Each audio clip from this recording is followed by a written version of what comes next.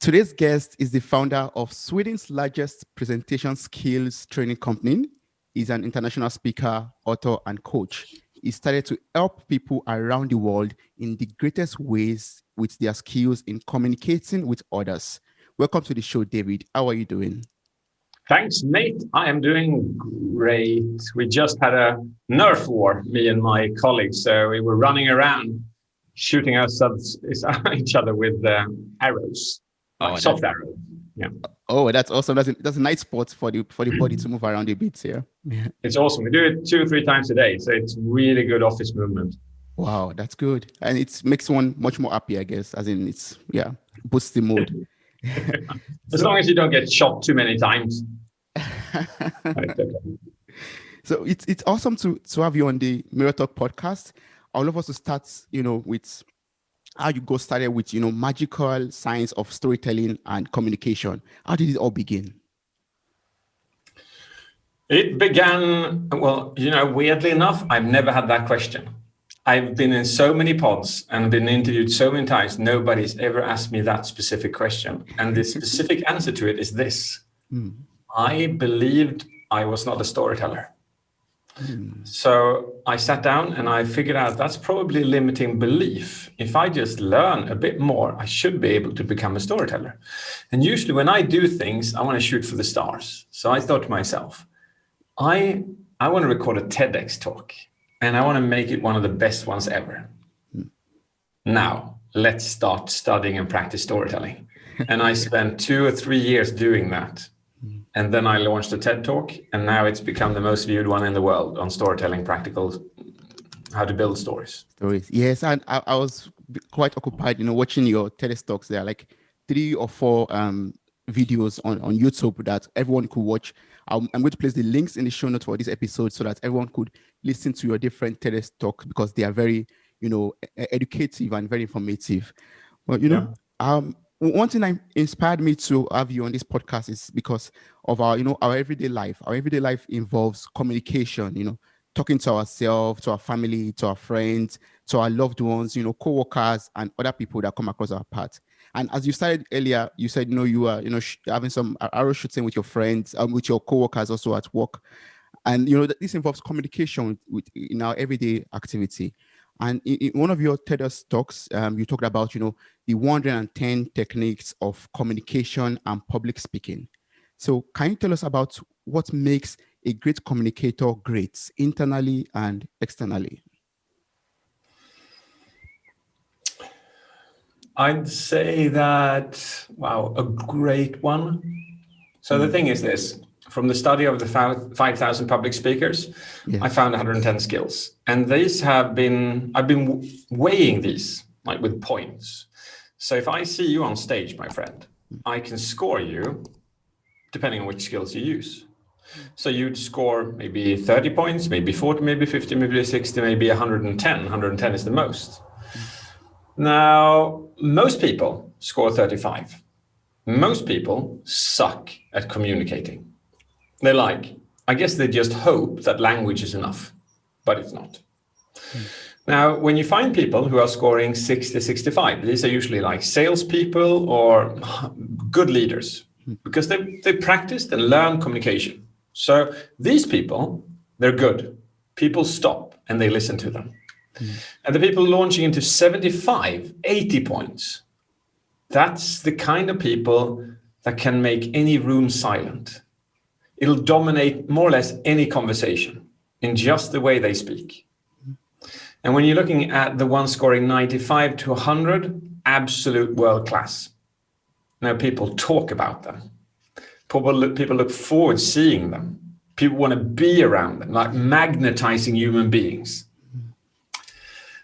That's one part of it. The second part is the internal stuff, what you say to yourself. And I've got a big 3-day course on that, which is on self-leadership, self-talk, self-coaching.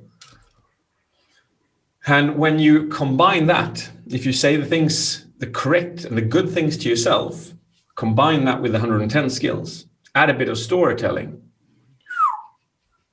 you'll blow anyone out of the water. It's insane.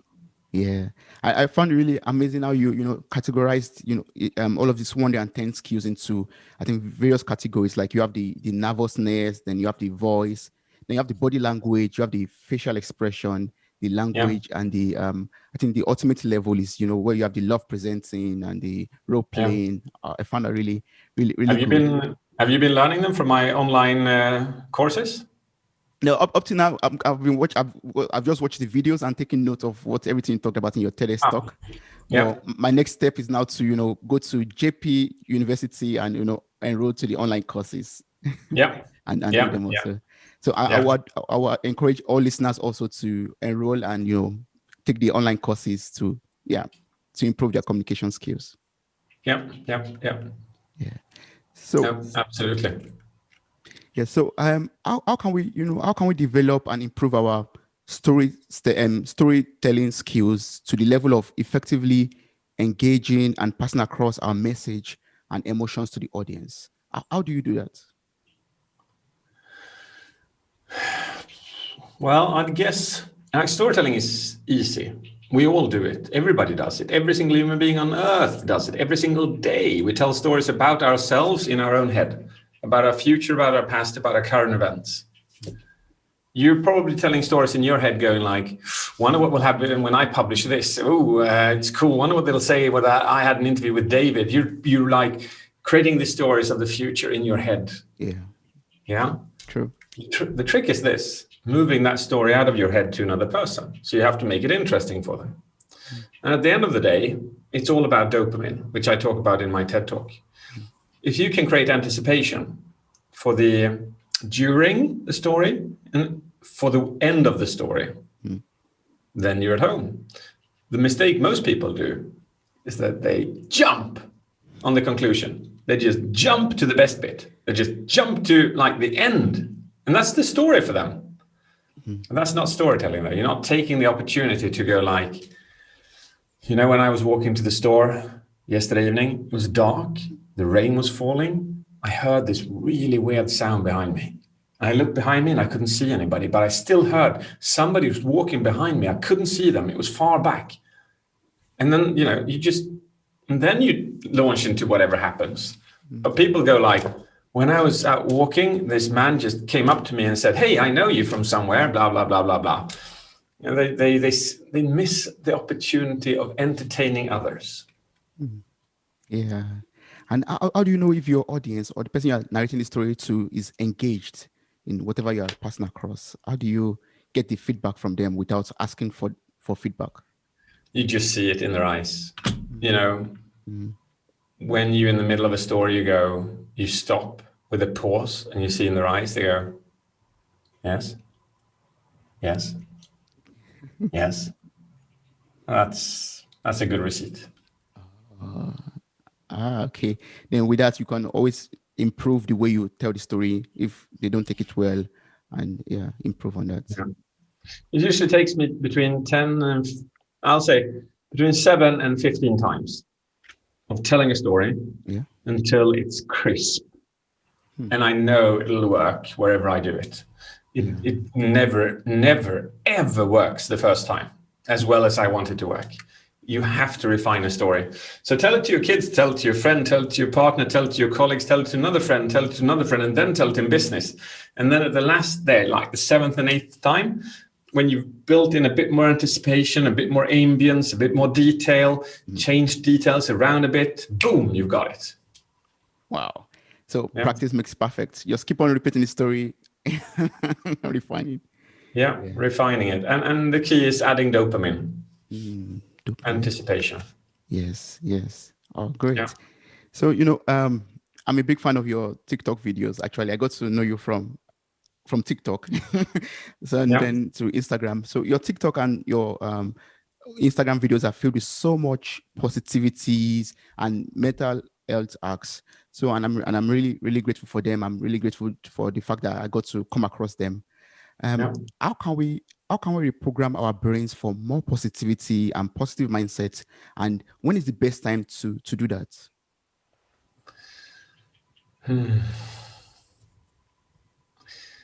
I'd say that the easiest path to your question is meditation, by far. Meditate 10 minutes a day, it'll change your life, period. Nothing in your entire life will change it more than 10 minutes of meditation every day. Nothing.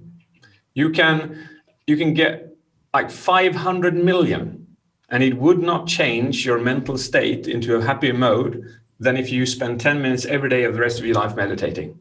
Can't be compared. So I'd say meditation. Second is this one. I've got a TikTok on that, and you might have seen it as well. And that is that a lot of people, they go like, I'm fed up. Now I'm going to change my life. Yeah. I'm going to change my life today. Yes. 99 out of 100 times they fail. Why?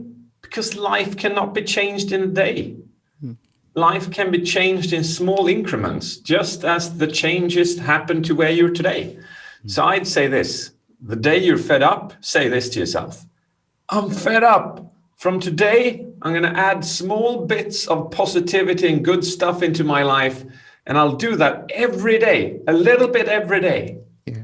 And in a year, you'll have changed your life, just as you wished from day one. Is that like a compound effect? Yeah. Yes, exactly. Yeah.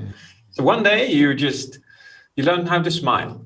One day you give away compliments, and one day you're self-appreciative and you tap yourself on the shoulder.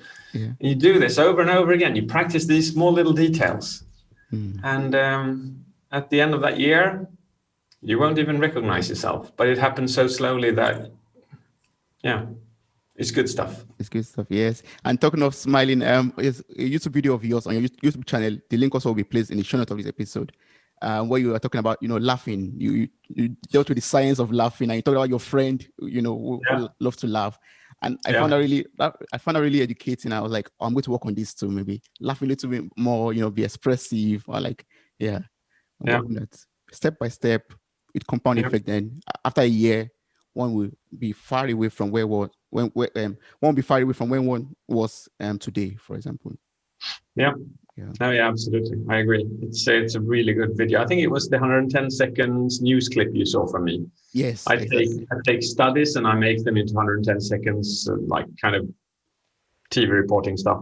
I'm going to start to just try them to make them shorter now. So I'll be producing them on TikTok and they'll be 60 seconds long. See how that works. Yeah, that'll be amazing. That'll be good. Yeah. Oh, great. So, from your vast experience as a great communicator, public speaker, author, and coach, how can we improve the relationship that we have with ourselves, and how can we remain in love with ourselves? I'd say that the most simple thing is, simple, but we don't actually have to practice self-love. The only thing we have to do is stop being self-critical, and self-love will happen automatically. It's insane. It's like I apparently Dalai Lama was interviewed about this, and the interviewer asked him something like, "So, but self-love then, isn't that important to practice?" And Dalai Lama went, "I don't know what you mean. What you mean practice?" And then he said, "Well, like practice to be more self-loving." Then Dalai Lama said, "Well, you're self-loving from birth. Why shouldn't you be? Why? I can't really see why wouldn't you love yourself?" And that's our Western culture is more prone to be self-critical. So reducing self-criticism allows you to automatically be self-loving. Did you know that if you got, I think it's schizophrenia. It's one of those like similar conditions where you hear voices in your head. Oh, yeah. In the Western culture, those voices are negative. But in like some other cultures, like some of the Asian cultures, some of the African cultures, when they've done the same tests, the voices are positive. Why is it so? Why the difference? Because I guess, Western culture is all about you're not good enough, you're not earning enough money, you're not happy enough, you're not kind enough, you're not loving enough. So we're self-critical. And so when we get schizophrenia, the voices in our head are negative. And the cultures where we go like, hey, you're good as you are, the voices are positive.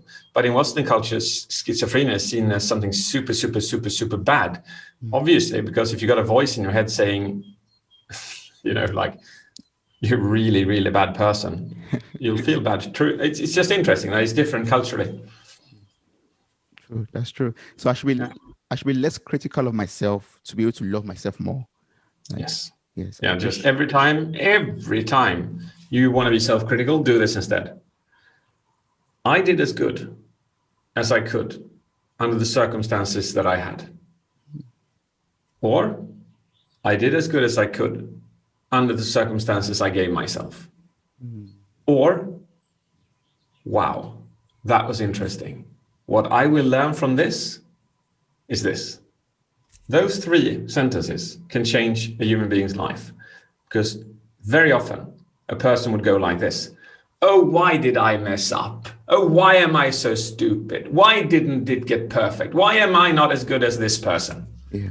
Those 3 sentences, you who's listening to this, apply them. Yes. Wow. That's really good. I mean, sometimes we always think, oh, what we did is not good enough, or it's not, yeah, we could have done better than that, and that way we beat ourselves down and end up hating ourselves for that. Yeah. So, but how did you, for example, work on yourself to become who you are right now today? You're a man of, you do a lot of things. You are, public speaking, and you have this JP University. How do you, sustain your mental health, your mental fitness, and without being burnt out or depressed or or exhausted? Yeah. I don't know, really. I think it's just fascinating to become a better person every day. It's just a fascination. How can I be a better version of myself today than I was yesterday, or last week, or last month? How can I carry on just becoming better? I've got this quote which goes, imagine never meeting the best version of yourself. Imagine never meeting the best version of yourself. Yeah. If you never got the opportunity before you died to look yourself in the eyes and meet the best version you could have been, I think that's motivational to me. I want to be the best version I can be. I want to be that person. Yeah. Talking about quote from you, I was going through your website, davidjpphillips.com, and one of these quotes stood out to me. You wrote, "There is no quick fix to being happy. Being happy is a lifestyle." Yeah. So how can we make happiness a lifestyle? Well, do this. Take a piece of paper, write down like positive habits, like smiling, like being generous, like being kind, like being self-appreciative, like eating less sugar, like going to the gym, taking a walk, learning how to do the Duchenne smile, sharing something with somebody. Do a list of these. There's got to be like 100. Put that by your bedside table, and every time you wake up, you look at one of them and you practice that one that day. By doing so, it becomes a lifestyle. Choosing to look at life from, how can it become a better place? How can the world be a better place? And how can I contribute to that today? That would become a lifestyle. Focusing on the positive part of one's life. Yeah. Yes. Wow. So for someone out there who wants to, become a public speaker, an outstanding communicator or storyteller like you are, can you tell us more about, JP University and how we could enroll for these courses? Sure. Yeah, it's actually changing its name next week. It's a big thing. It's going to be called headgain.com. Headgain.com. Okay. Headgain.com. So anyone can go to headgain.com and they can access all of my courses, everything I teach. And my promise is that it'll be the best investment of your life. If you go through those courses, probably nothing in your entire life will have a bigger effect on you than going through those courses. It'll take you a year, but it'll blow you away in your life. So I'm going to place the link to this new website in the show note also, so that anyone could just click on it or copy it and get in contact with you. Absolutely. Yes. I love talking to people, so that's perfectly fine. That's great. So, what advice will you give someone out there who, is on a path to becoming a better person or wishes to become, a public speaker? What will you tell the person to do internally to become, a good public speaker or communicator externally? What are like maybe two things that you did on yourself for personal self to become who you are today as a public speaker? Well, number one, there's a lot of public speakers out there, and therefore you have to become better than they are. Or you have to do something differently. Like two of those options. If you do them at the same time, your chances are way bigger. So let's go for something different. Find your passion, find your subject, read every freaking book on it from like 2000 years ago to now. Like, get new angles, get new perspectives, just immerse yourself in this subject. And then when you've got that, you will come up with ideas that others haven't, and you'll start to see things from other directions. This will create a unique perspective and unique content. And boom, your chances are now way higher than the people who keep just copying quotes on Instagram or, going to courses which others have done only. Yeah. You have to do your own research. And then number two, and there's no shortcut to this, but you have to become skilled in the 110 steps. It's as easy as that. Like you're nodding now. I don't know where you learned that, but that's skill number 64. So it's important to know that nodding whilst the person is speaking increases the chances of the other person talking to you. So if you're on a date and you're not nodding, your date won't go very well because it seems like you don't care. By just learning that I should nod when the person speaks will make your date much more successful. And that's just one of all the skills. Yes. That's awesome. That's a nice takeaway from this podcast. And I'm really grateful for your time. I really appreciate everything I've been able to learn from you today. And I encourage everyone to get in contact with David Phillips and enroll to the online courses and become better speakers for themselves, and also to other people. Thank you so much, David. Thanks, man. Good to be here. Yeah.